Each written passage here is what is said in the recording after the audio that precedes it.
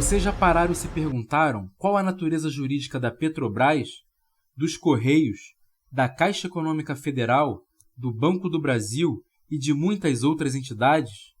Vou tratar nesse vídeo de duas espécies de entidades da administração pública indireta, a empresa pública e a sociedade de economia mista. Estudaremos essas duas entidades juntas devido aos inúmeros pontos comuns entre elas. Vocês perceberão que as diferenças são unicamente formais, não havendo distinções quanto ao seu objeto, ou seja, quanto à área de atuação. Não há um dado marcante que possa levar ao governo a optar por uma ou por outra entidade para a execução da atividade desejada. O Decreto-Lei nº 200, de 67, ao conceituar tais entidades, definiu que são dotadas de personalidade jurídica de direito privado, são criadas por lei, trataremos da impropriedade dessa expressão na segunda parte da aula, e que são criadas para exploração de atividade econômica. A doutrina classifica as atividades exercidas pelas pessoas jurídicas de direito privado e de direito público em atividades não econômicas, são aquelas em que não há finalidade lucrativa, englobam as atividades exclusivas de Estado e as de interesse social. E temos as atividades econômicas em sentido amplo, esta sim objeto de estudo dessa aula. O aluno deve ter em mente que, quando nos referimos à atividade econômica em sentido amplo, estamos nos dirigindo ao título 7 da Constituição da República, que se refere à ordem econômica e financeira. São espécies do gênero atividade econômica em sentido amplo, as atividades econômicas em sentido estrito e os serviços públicos em sentido estrito passíveis de serem explorados com o intuito de lucro. Bom, um dos fundamentos da ordem econômica brasileira é a livre iniciativa, configurando uma forma econômica capitalista, já que é apoiada inteiramente na apropriação privada dos meios de produção e na livre e na iniciativa privada, conforme estabelece o artigo 170 da Constituição, prevendo seu parágrafo único que é assegurado a todos o livre exercício de qualquer atividade econômica, independentemente de autorização de órgãos públicos, salvo nos casos previstos em lei. Então, como regra, é ao particular que cabe a iniciativa para a exploração de atividade econômica em sentido estrito, hipótese em que estarão integralmente sujeitos ao regime de direito privado e à livre concorrência. E quais são essas atividades? São as atividades comerciais, as atividades industriais, assim como a prestação de serviços privados. Somente excepcionalmente poderá o Estado desempenhar essas atividades, somente quando sua atuação for necessária aos imperativos de segurança nacional ou a relevante interesse coletivo, conforme estabelece o artigo 173 da Constituição. E também poderá atuar no caso de atividade econômica sujeita ao regime constitucional de monopólio, conforme estabelecido no artigo 177 da Constituição.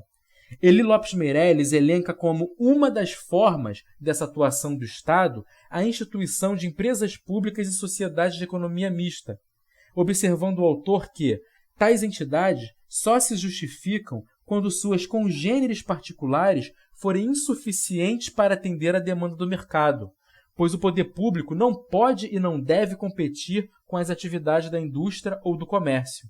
Deverá a entidade criada atender ao interesse público, pois, caso contrário, há vedação constitucional expressa a essa interferência estatal em área reservada ao setor privado, conforme vimos na regra geral.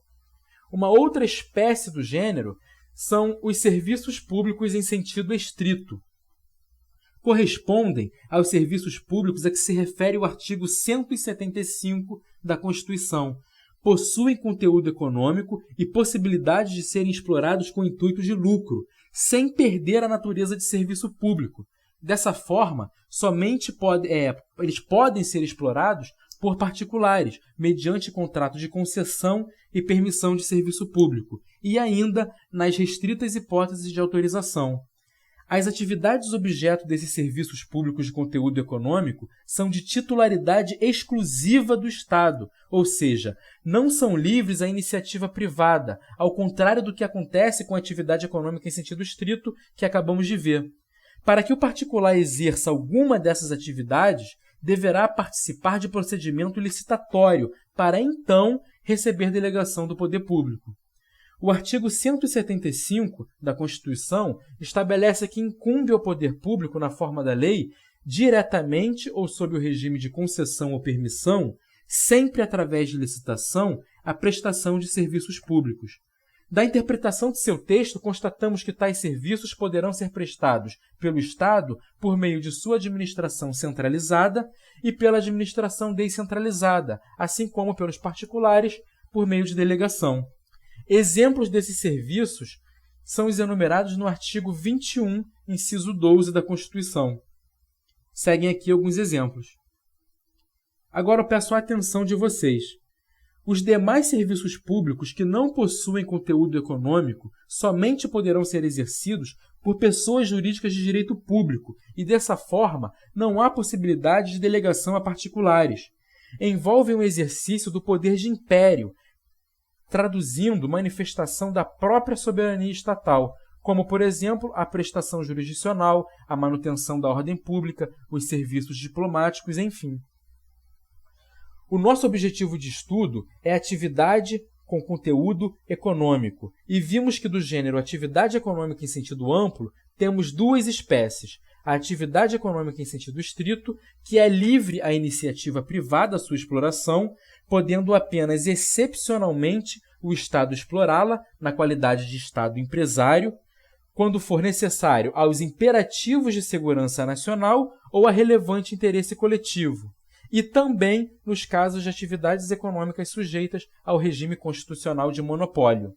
A segunda espécie vista foi a de serviço público em sentido estrito, cuja titularidade é exclusiva do Estado, mas em virtude de possuir conteúdo econômico e poder ser explorado com intuito de lucro, poderá, por intermédio de licitação, ser delegado a particulares, conforme estabelece o artigo 175 da Constituição.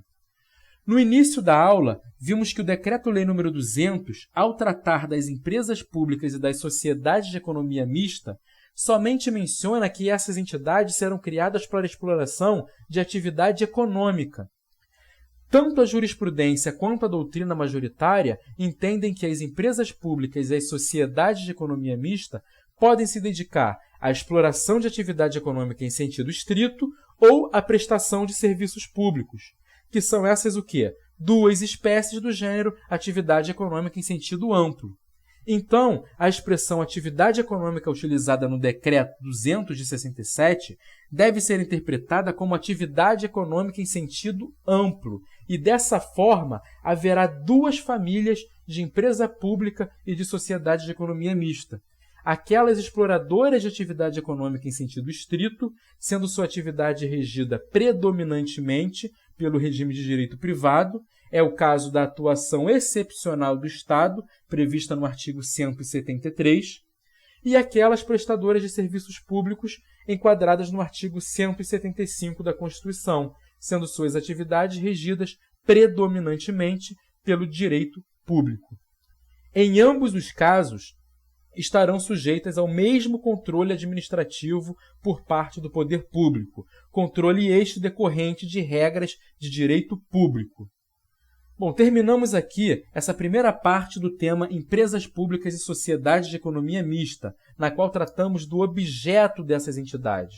Sou Rafael Vieira, desejo a todos um ótimo estudo e um grande abraço.